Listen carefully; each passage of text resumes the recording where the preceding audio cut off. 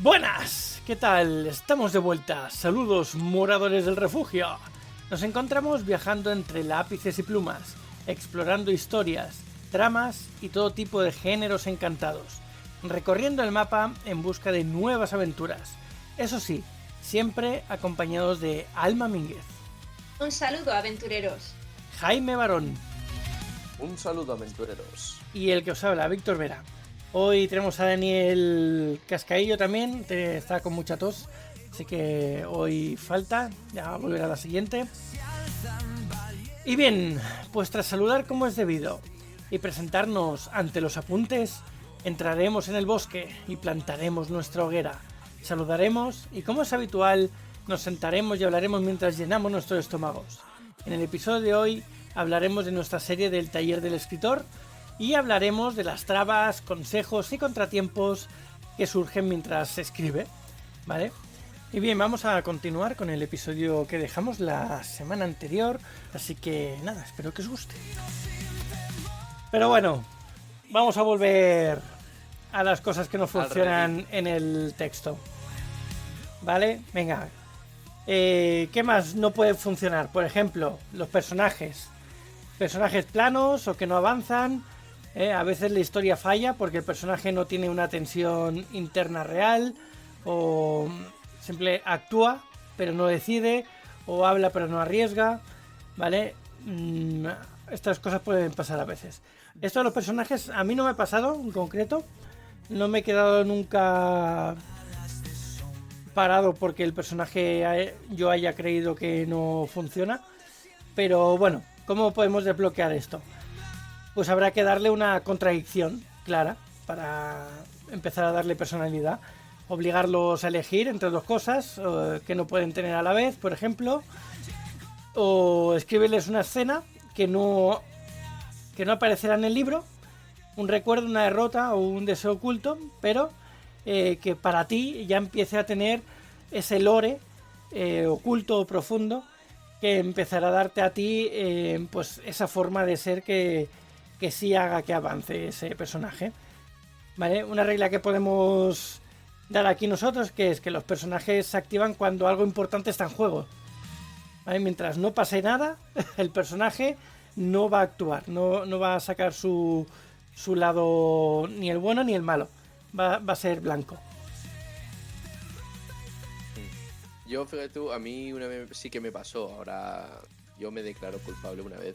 Precisamente, además fue el libro que en su momento también escribimos 19 autores, en el que también vosotros estuvisteis, en el de "Y tú a qué tienes miedo".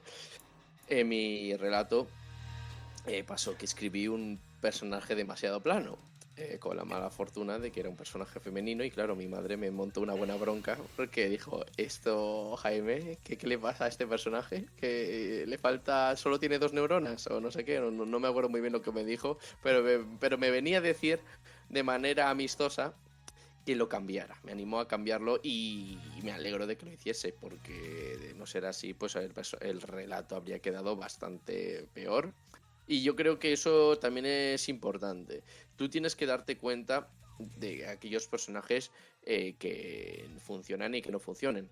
Que funcionan y que no funcionan. Hay personajes que obviamente no todos van a poder tener una evolución o un arco dramático realmente completo. Eso es imposible. Pero los personajes realmente importantes debe haber una evolución o algún tipo de crecimiento personal, porque lo que dice Víctor es cierto. A veces tú te puedes trabarte porque ves que la historia no avanza, y a lo mejor la historia no avanza porque uno de los personajes no está avanzando, y si no evoluciona ese personaje, mientras no evolucione, la historia tampoco lo hará. Y ahí es donde tú tienes que tener la suficiente perspicacia y destreza para conseguir hacer ese cambio.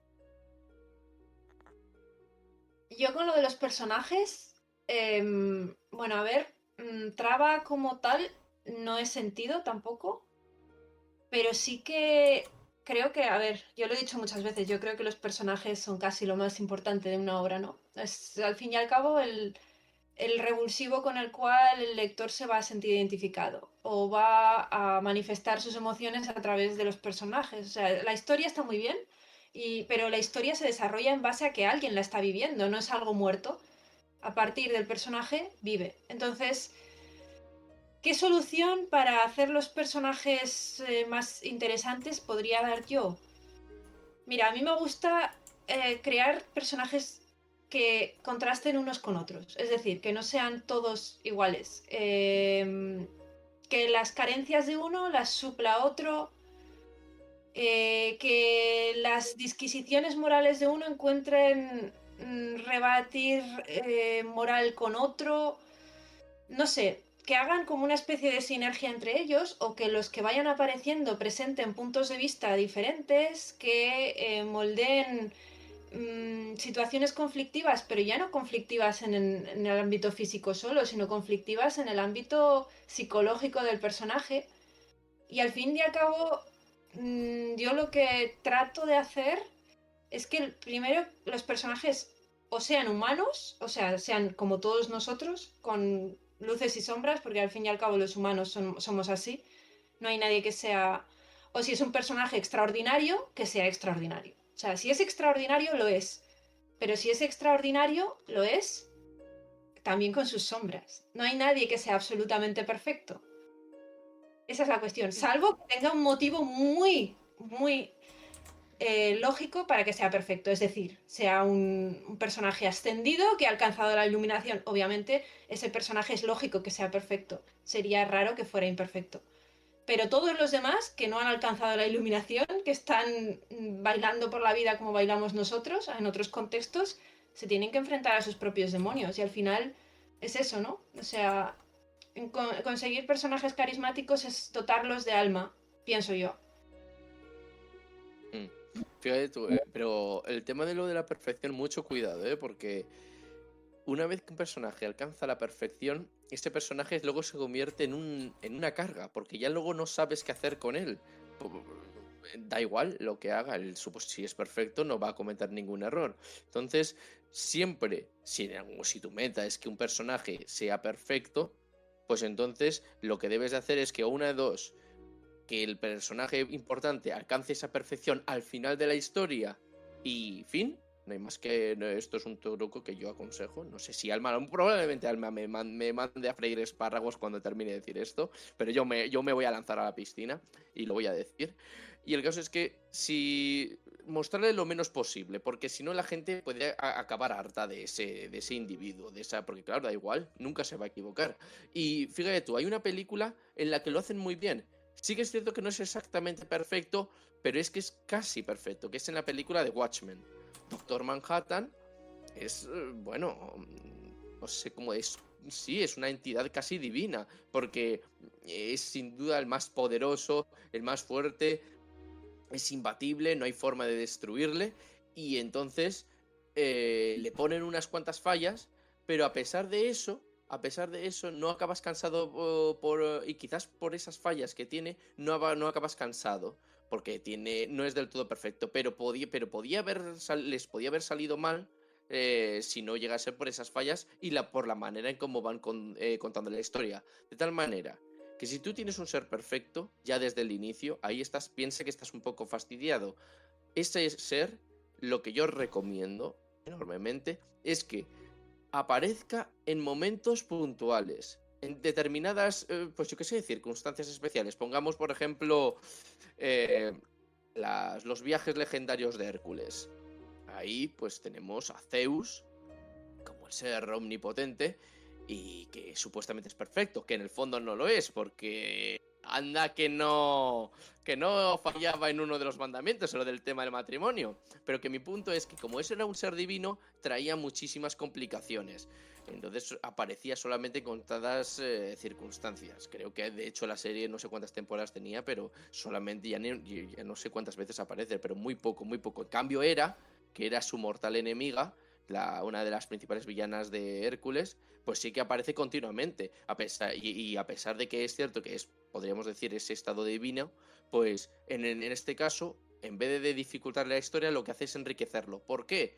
Porque es el enemigo del personaje, es el enemigo del protagonista, y es la que le va poniendo todas esas trabas. Es Hera y también Ares, que es el dios de la guerra. Y el hecho de que se vayan tornando hace que también ponga en tesitura al protagonista, que era Hércules, pues en un terrible conflicto, porque cuando no era uno era la otra, y si no era la otra era otro conflicto más allá. Y esto es importante que lo tengamos en cuenta. La perfección, cuidado. Puede estar interesante, pero solamente en pequeñas dosis, salvo que sea el enemigo a batir, porque entonces planteas al protagonista un serio dilema, que es cómo voy a derrotar a un ser perfecto o a un ser Pero divino. es que, Jaime, tú estás planteando la perfección como un ser que lo hace todo bien, y yo no hablo de eso. Hablo de un ser, claro, es que es que es diferente, porque un personaje que lo hace todo bien y que todo le sale bien, eso sí es un personaje aburrido. Eso es así, o sea, es un personaje, es lo que llamamos el Deus Ex Machina, pero asociado a un personaje. Es alguien que todo lo que hace lo va a hacer bien. No, eso para mí es un personaje aburrido. Cuando yo hablo de perfecto es por ejemplo, un personaje que tenga, por ejemplo, valores perfectos por encima de lo que serían valores humanos, es decir, un ser perfecto, un ser, digamos, una raza, pensemos en una historia de ciencia ficción, pues una raza extraterrestre que han alcanzado un nivel de comprensión maravilloso y que son seres pues muy puros y muy tal. La gracia de meter un personaje así es que lo vas a meter en un contexto en el que los demás no son así y el mundo no es así, entonces va a tener ya el conflicto de darse de bruces con el mundo y con la realidad con la que va a interactuar. Que es diferente a que todo lo haga perfecto. Un personaje que es el mejor guerrero en una saga de fantasía, que todo le sale bien, llega, mata a todos. Eso es un rollo. Es que lo que decías tú en la mitología griega, no hay ninguno perfecto. Los dioses son los más imperfectos de todos, los héroes son los más imperfectos de todos. O sea, no existe ese concepto de ser que encarne todo lo bueno o que lo haga todo bien, porque no. O sea, los dioses no hacían más que hacerlo mal. O sea, podemos pegarnos 5 podcasts hablando de Zeus, hablando de Apolo, hablando de Atenea y vamos a ver que no. O sea, no. Y los héroes tampoco. Ni Aquiles, ni Hércules, ni ninguno de los grandes héroes lo hacían todo bien, ni eran perfectos. Eran excelentes en algunas cosas, pero si haces un personaje excelente en alguna cosa, tienes que bajarlo con otra. O ponerlo en un contexto que le sea chocante su propia excelencia o su propio brillo. Y ya está. Bueno, esto ha quedado para la posteridad, ¿no crees? O sea, ha quedado... Bueno, pero ha estado bien marcar la diferencia. Yo es que te había entendido la otra perfección y es importante aclarar. Por otro lado, pues bueno, no sé, Víctor, ¿tú qué habías entendido? Porque sí que es cierto que yo había entendido la perfección absoluta, no la perfección que te habías dicho de valores, pues, celestiales, o no sé, valores que trascienden lo humano. Entonces, pues bueno, es de ahí la confusión. Para cada uno será diferente, ¿no? Entiendo. Algunos pensarán en la belleza física, otros pensarán en eso, en valores, otro en forma de ser, otro en el rol que le haya tocado. Si es un mago, pues el mago perfecto, si es un guerrero, el guerrero perfecto, el arquero perfecto. Cada uno lo que le toque. Al final, cada uno tendrá su imagen en la cabeza. No me voy ni para un lado ni para otro. Sí. Lo de Víctor es algo bastante fastidioso porque, pues no, Víctor, esto es justamente lo que no hay que hacer, chicos. El tema de, ay, sí, yo voy mareando la perdiz, pero nunca salto. Esto en una historia no funciona. El personaje en un momento dado se le pone contra la espada y se le pone entre la espada y la pared. Sí. Y tiene que tomar una dura decisión. No puede seguir, a ver qué hago. Seguir en medias tintas. Llega un momento en el que tiene que tomar una decisión, ejecutar una acción importante que de ahí cambiará todo. Pero, por ejemplo, puede haber personajes muy conciliadores que siempre elijan no armarla. Entonces, pase lo que pase, siempre busquen la conciliación y a ti te parezca que no deciden, pero eso es una decisión en sí misma. Sí, mira, pero Víctor Guillem nos dice en Instagram que por eso Superman es el superhéroe más aburrido. Estoy completamente de acuerdo con él. No puedo estar más de acuerdo con él.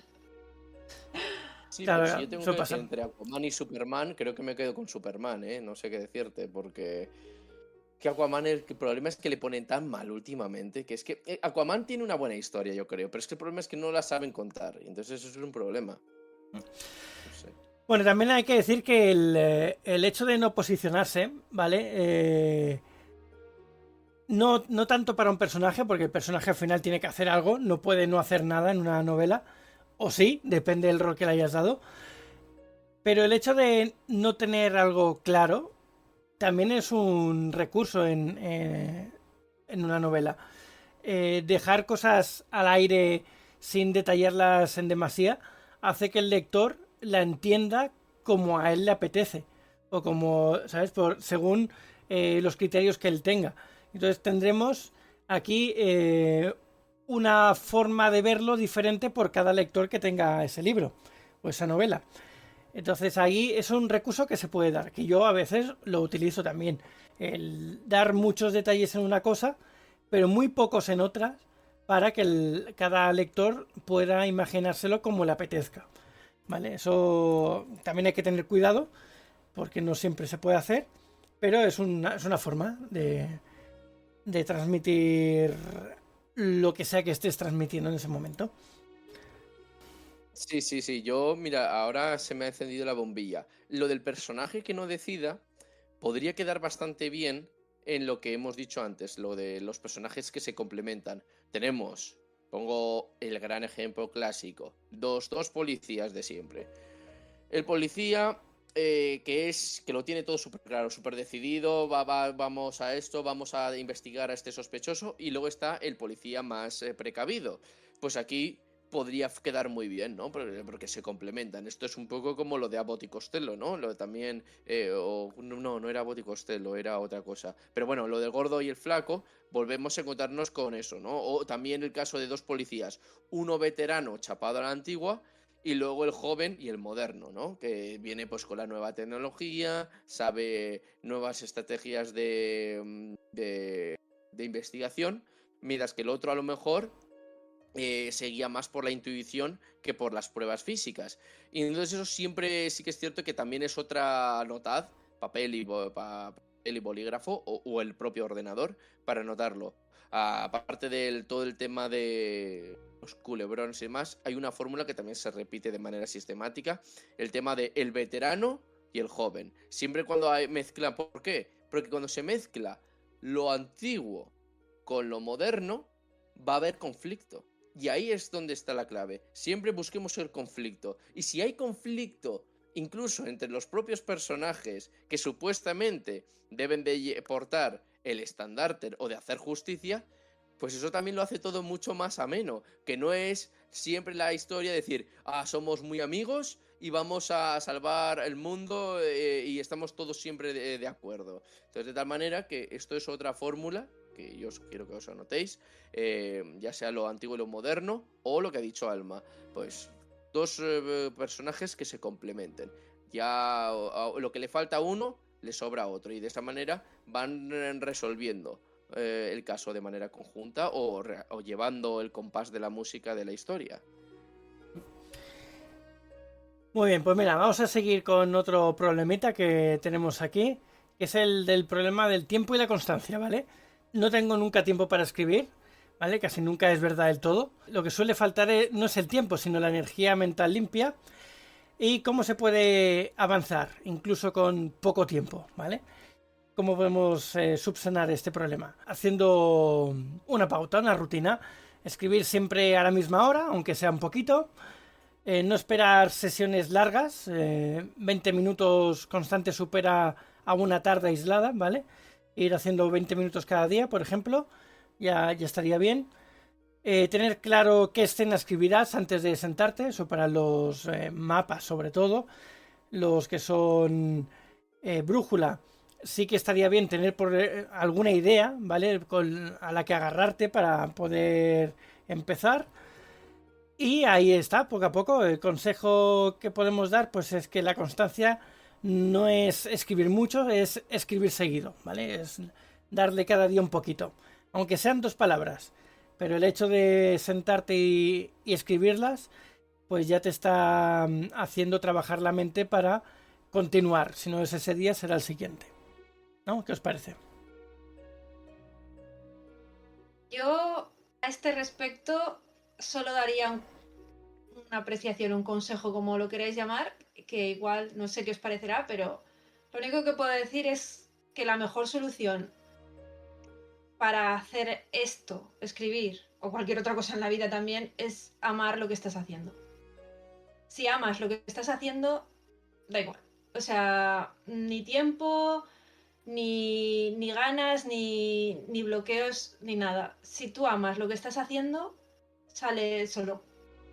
Es que yo he llegado a esa conclusión. Si amas lo que haces, no es trabajo, no cuesta, no hace falta ni tirar de voluntad, ni tirar de ahora me pongo hace 20 minutos, eso cuesta para estudiar, cuesta para preparar una oposición, esas reglas funcionan para eso. Supongo que para escribir también, pero la regla de ama lo que haces es que te soluciona todo. Ya está. No sé, pero claro, esto que dices, Alma, contradice, o sea, un poco lo que estábamos comentando antes, que es el tema de, pues eso, la gente que buscará las fórmulas, los estereotipos, todo lo que hemos dicho antes. Que, a ver, A esa gente sí que le sirve estas reglas.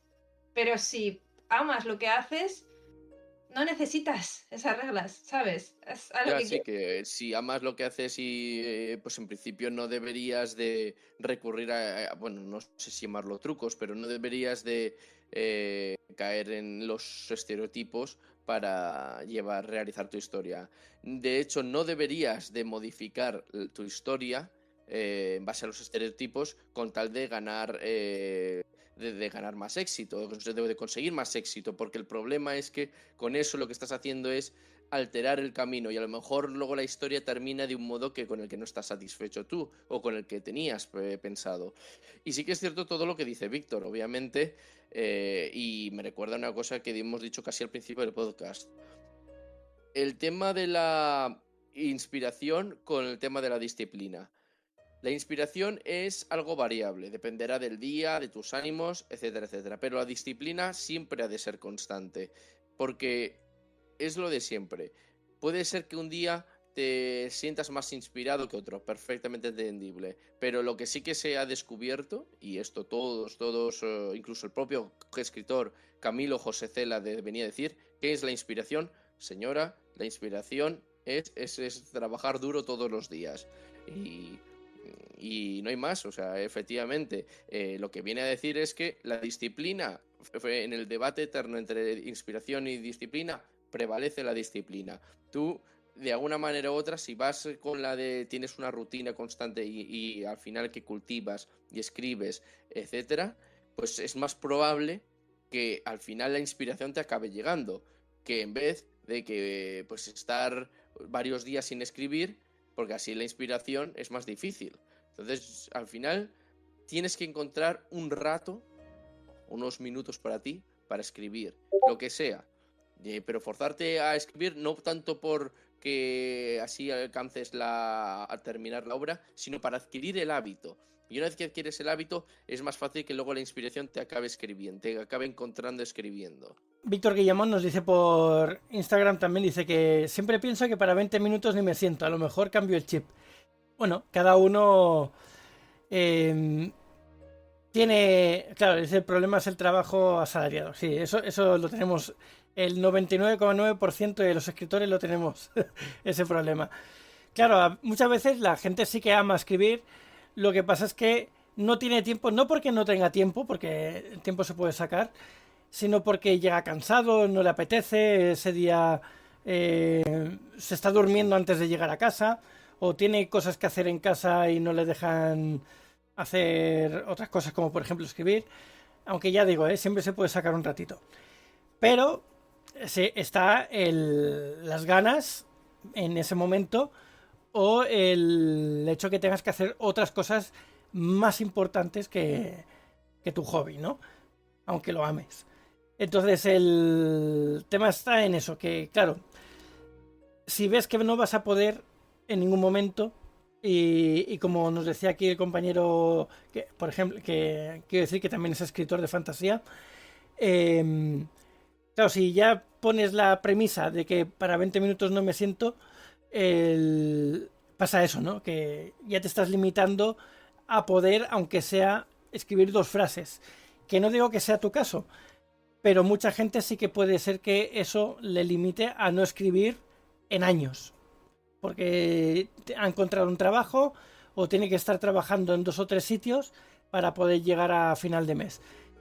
No tiene nada de malo, pero claro, si ya no hace ni ese mínimo esfuerzo de escribir 2 palabras, entonces ya seguro que no va a escribir, nunca jamás. Entonces ya claro, ya depende de la vida de cada uno y de las ganas reales que tenga de avanzar en su proyecto o no. Entonces ahí ya va a depender de cada uno. Cada uno va a tener sus problemas que solucionar. Es que yo estoy un poco de acuerdo con él, ¿eh?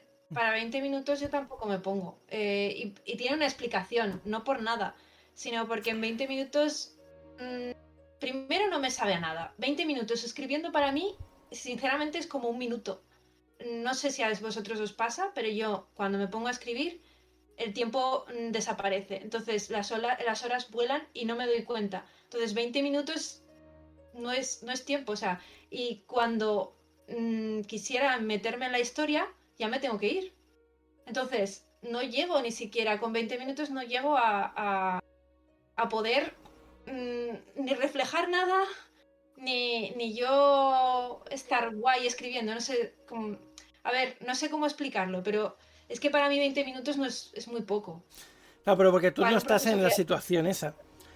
O sea, tú ya, te pones y te pones a propósito con tu tiempo, déjame tranquila, te escribes un libro entero en 2 meses, entonces para ti es fácil. Pero gente que no se puede poner o no le apetece ponerse, aunque lleve años sin escribir y amando la escritura, pues claro, se tienen que plantear de alguna manera en retomarlo, si es que realmente lo quieren. Entonces, aunque sean 20 minutitos, que no te den ni para pensar lo que quieres hacer, por lo menos agendártelos para que esos 20 minutos cada día te los puedas tener para eso. Más adelante, a lo mejor al día siguiente, a lo mejor de aquí 3 meses, ya empezará a fluir y ya esos 20 minutos se convertirán en 4 horas. Pero claro, ya tienes que hacerte el hueco, ya tienes que empezar tú a empujarte a tener ese huequecito para hacerlo. es verdad, sí. Sí, que puede ser el empuje, es lo que dice Ángels. 20 minutos puede suponer avanzar en la historia y plantar nuevas ideas. Es verdad, porque es el empuje que te puede dar. Hmm. Claro, estamos hablando de gente que Sí, tiene ese problema, no gente como nosotros que ya estamos escribiendo sin problemas. Y menos tú, que lo que te digo, te escribes un libro entero en 3 meses. Bueno, eso cuando tengo tiempo para escribir. Ahora, por ejemplo, no puedo. Quiero y no puedo, así que es lo que hay. es el Sí, famoso sí. querer y no poder del escritor, pero bueno. En cualquier caso, sí, yo comprendo, también puede suponer, ¿no? 20 minutos, va, eso no es nada, pero a lo mejor, no sé, a lo mejor te los puedes aprovechar y te cunden, no lo sé. Pero yo creo que hay que tratar de pensar a largo plazo, no a corto plazo. Es decir, si piensa que a lo mejor, mira, hoy solamente son 20 minutos y es una miseria, totalmente de acuerdo. Pero piensa que a lo mejor mañana te dedicas otros 20, pasado otros 20, al siguiente también 20, 20, y vas sumando 20, 20 y de repente descubres que ya has dedicado bastante tiempo y has avanzado bastante. Esto es como la constancia en sí mismo, solamente que un poco más lenta. Pero al final, la tortuga venció a la liebre. Yo lo dejo ahí. Y quien quiera que escribió la fábula, lo escribió por algún motivo. O sea, a lo mejor, pues bueno, sí, a lo mejor vas a paso tortuga, ¿de acuerdo? Pero aquí lo importante es que te pongas. Porque el tema de meterse pues eso, una maratón, pero ir a 200 kilómetros por hora en 0, segundos, pues es un problema. Porque con las velocidades y con las prisas, ¿qué es lo que suelen venir? Los accidentes. Y si no, mirad los informes de la DGT y las noticias. Ya solo tenéis que ver la gran cantidad de accidentes. Y eso que también tenemos las balizas. Bueno, pues vamos a seguir. Después tenemos el miedo a corregir, que eso también hay gente que es un hándicap para ellos. Reescribir duele, ¿vale? Porque obliga a aceptar que la primera versión no era definitiva, o que era pésima, o que era horrorosa, ¿vale? Pero eso es parte del proceso, no es un fracaso. ¿Qué podemos decir para corregir sin perder el rumbo? Pues hacer una lectura solo de estructura, no de estilo, hacerlo por capas, ¿no? Luego de personajes, luego una final de lenguaje, ¿vale? Hay gente que lo puede hacer toda la vez. Yo, por ejemplo, voy leyendo y voy arreglando pues lo que voy viendo en ese momento. Pero habrá gente que se colapsará por lo que sea o lo ve como que si tiene que corregir algo además de un error ortográfico, pues ya se le viene un mundo encima y empieza a borrar, a borrar, a borrar y al final con arreglar un párrafo ya lo tendría resuelto. Pero hay gente que le pasa, ¿no? Que se le viene el mundo encima y no sabe cómo salir de ese atolladero cuando es simplemente eso, ¿no? Que hay un párrafo que ha perdido un poquito la guía y hay que reencauzarlo y ya está. Entonces aquí cada uno tiene que ver cuál es su problema, por decirlo de alguna manera, y ajustarse de la mejor manera posible para no tener que borrar, solo corregir. Ya. Bueno, esto es un poco lo que hemos dicho, ¿no? Al principio también, ¿no? Lo del borrador, ¿no? Que aceptar que lo que es el borrador imperfecto, ¿no? Aceptar desde el inicio que lo que has escrito, pues obviamente no será la versión definitiva. Esto, mira, hay dos tipos de inspiraciones que nos van a servir para que lo entendamos: Beethoven y Mozart. Mozart, según lo que cuenta la historia, decían que sus escritos eran impolutos, o sea, su versión borrador era como si alguien le hubiera dictado la melodía desde el cielo, como un ángel que se acerca a su oído y el tío solamente se limita a escribir. Perfecto. Esto es un caso muy, muy raro, rara vez se da. En cambio, Beethoven, que es también otro gran artista musical, que nos sirve de gran referencia y que que podemos decir que está también a su altura, que no tiene nada que envidiar a Mozart, pues veía sus escritos, sus borradores, sus cuadernos de música, y es que parecía aquello una matanza de Texas, porque todo lleno de tachones, borrones, manchones de tinta, y bueno, a lo mejor estaba más esto último estaba más asociado a la personalidad del escritor, del músico, del compositor, pero que mi punto es que no tratemos de alcanzar la perfección en la primera versión, porque es que esto es muy difícil, casi imposible. Solamente unos pocos lo logran al inicio. Entonces, si aceptamos desde el inicio que lo primero que vamos a escribir pues va a necesitar corrección, yo creo que esto nos ayuda a evitar, pues, nos ahorra bastantes traumas en el camino, por así decirlo. En mi caso, yo distingo mucho las dos correcciones. A mí la corrección de estilo me gusta mucho porque al final es corregir muchas veces añadiendo, porque yo no suelo cortar, yo suelo añadir.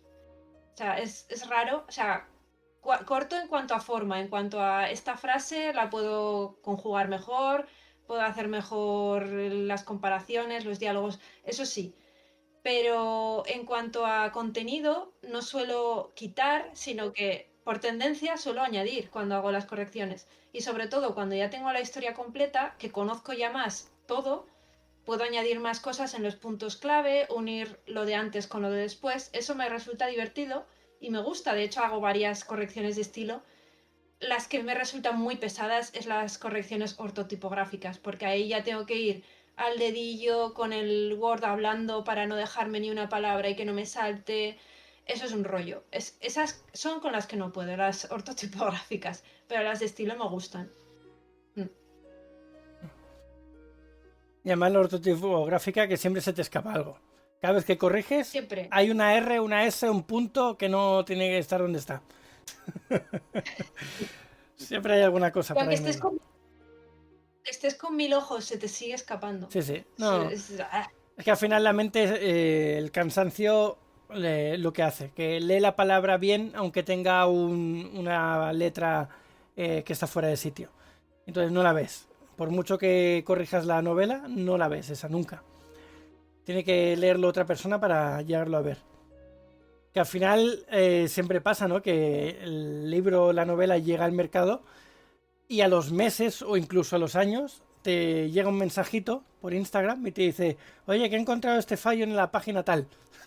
Y de vale, gracias. Y ya lo corriges para la siguiente edición. Pero sí, suele pasar también. Bueno, vamos a hacer el último, si os parece, o si tenéis algún otro, pues lo comentamos también. Y es el momento de querer abandonar, ¿vale? Todos los proyectos tienen un punto crítico, donde abandonar parece lógico, en ese punto en el que quieres morirte, porque ya no sabes qué hacer, que suele llegar normalmente también justo antes de que algo empiece a encajar, ¿sabes? Estás en ese punto en el que es todo un galimatías, no sabes lo que has escrito ni por qué, ni para quién, ni cuándo. Y lo quieres dejar. Dices, pues aquí se queda en el cajoncito, o en la papelera, o en la incineradora, que también suele llegar ahí. Pero ¿qué pasa? Que si llegas a aguantar tus instintos y sigues un poquito más, normalmente a las pocas líneas llega algo, el salvador, que hace que todo lo que has escrito que no tenía ningún sentido encaje. Y dices, anda, mira qué bien. Pues ahora me parece divertido y todo. Vale, pues entonces, ¿qué hay que hacer? Hay que descansar, no abandonar, reduce el objetivo, pero no lo elimines. Vuelve a escribir, aunque sea una frase, porque terminar cambia el escritor más que publicar, ¿vale? Hay que intentar terminarlo. No hay que escribir para publicar, sino para terminarlo, para tenerlo tú para ti.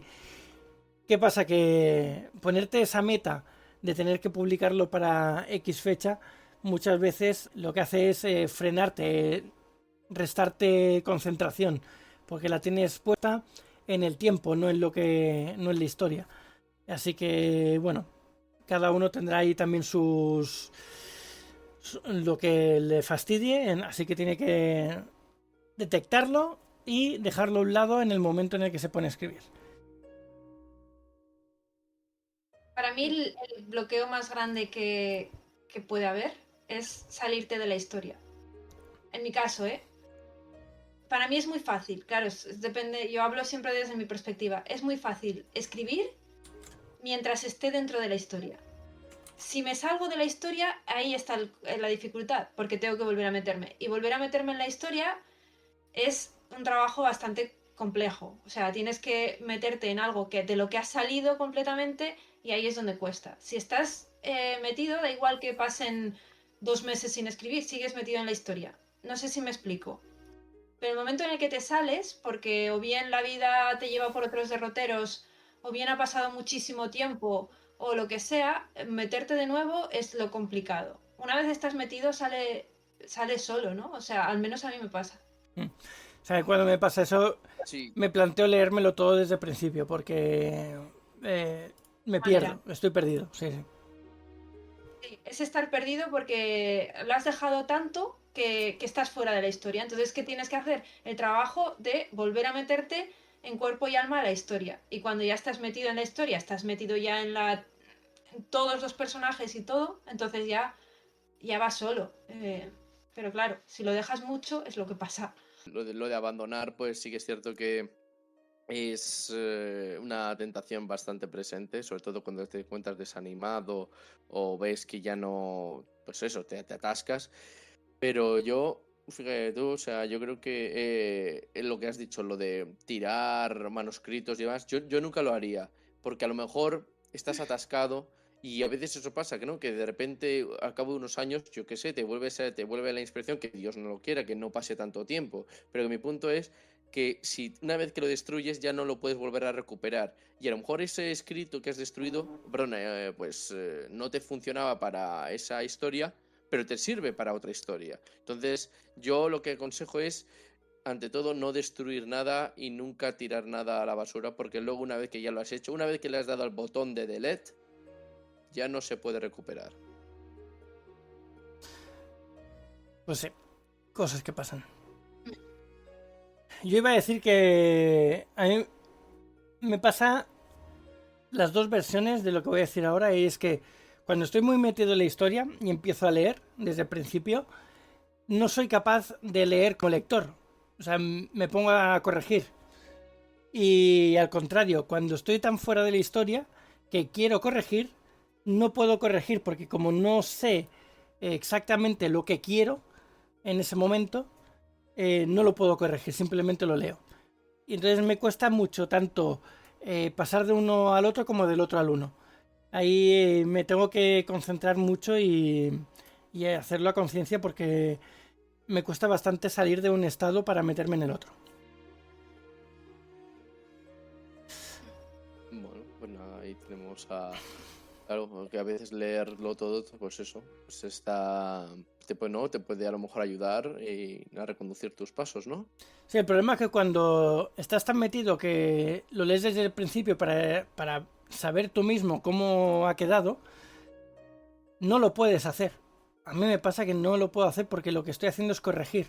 Entonces no le presto atención a la historia, le estoy prestando atención a lo que he escrito, concretamente lo que estoy leyendo en ese momento. Entonces me cuesta mucho salir de ese... De ese, ¿cómo decirlo? De ese trabajo, de ese estado. Sí, de lo del escribir. Sí. De escribir, sí. Sí, y eso. Y para el lado contrario, lo mismo. del- Cuando estoy tan fuera que lo que quiero es corregir, pues no lo puedo corregir, lo leo. Y no me salen, o sea, mi mente no está trabajando para mejorar el texto. Simplemente lo está leyendo y ya está. Es en dos estados diferentes en los que me cuesta mucho pasar de uno a otro.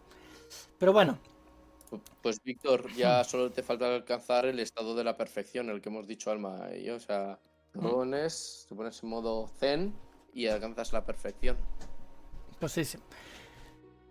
Sí, nada, yo simplemente, como para cerrar, un poco que tengáis en cuenta todo lo que hemos mencionado y cuidado con tirar de los estereotipos, porque si no, puedes acabar en los tribunales. Escribir no es avanzar en línea recta, es detenerse, dudar, retroceder y aún así seguir caminando. Las trabas no son señales de que no vales, son señales de que estás haciendo el trabajo real. Si hoy tu historia se resiste, no pasa nada. Sigue escribiendo, porque cada página, incluso la difícil, te acerca un poco más al final. Gracias por acompañarnos en el taller del escritor. Nos escuchamos en el próximo episodio de Refugio el Aventurero, donde incluso los bloqueos tienen algo que enseñarnos. Y tras tanta charla y llenar nuestros estómagos de deliciosa comida y bebida, abandonaremos la mazmorra en busca de alguna otra aventura, pero no antes de deciros alguna de nuestras redes sociales para contactarnos. Podéis escucharnos en directo cada semana en nuestro Twitch, saga-galdin, donde grabamos cada episodio y tenemos el chat para que nos comentéis cositas durante el directo. Luego tenéis el servidor de Discord, que es Saga Galdin, y tenéis el link directo en el chat de Twitch. Luego el Instagram del podcast es Refugio el Aventurero, todo juntito. El de Alma es @alma_mínguez, el de Jaime es j_barongrau, barón con B. Y tanto a Daniel como a mí nos podéis encontrar como Saga Galdin en cualquier red social. Muchas gracias por escucharnos y nos vemos pronto en el siguiente programa de Refugio el Aventurero. ¡Buen viaje, aventureros! Pues muchas gracias, una semana más y nos vemos la semana que viene, aventureros. Pues lo dicho, muchas gracias por habernos acompañado en esta maravillosa aventura y nos vemos en el siguiente bloqueo del escritor. Hasta la próxima. Portadores de la verdad, el fuego y el acero arden en su eterna voluntad. Renit alza su poder con Artak tras su estela, más bala en la sombra, traiciona su casta. Renit clava su sentencia.